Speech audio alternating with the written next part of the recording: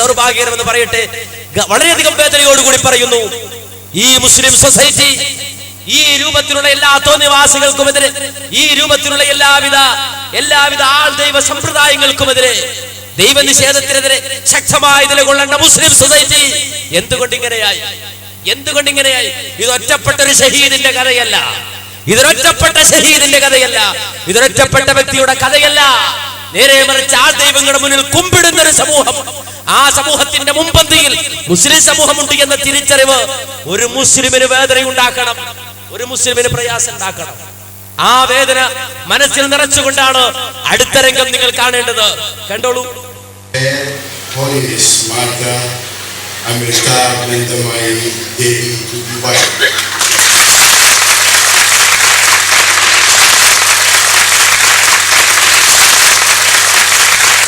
Amman, as she is a loving, addressed by millions of her who want peace around the world, is a unique spiritual leader of India. I heard about her a long time ago, but I know that now when I see this is a great occasion of celebration for Amman's followers in Dubai.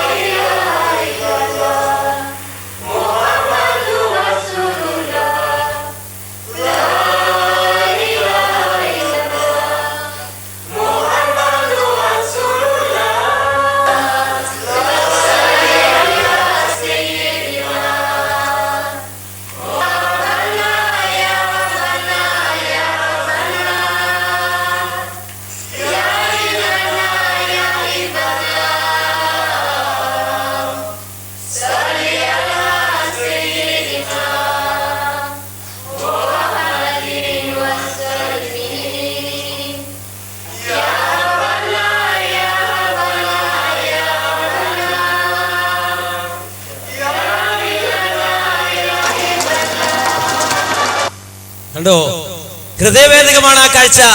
ലാ ഇലാഹ ഇല്ലല്ലാഹ് എന്ന തൗഹീദിന്റെ കലിമത്ത് ഉച്ചരിച്ച് ഈ രൂപത്തിൽ ആ ദൈവങ്ങളുടെ മുന്നിൽ പോയി കുമ്പിടുന്ന മുസ്ലിമേ, എന്താണ് നിന്നെ കുറിച്ച് പറയേണ്ടത്?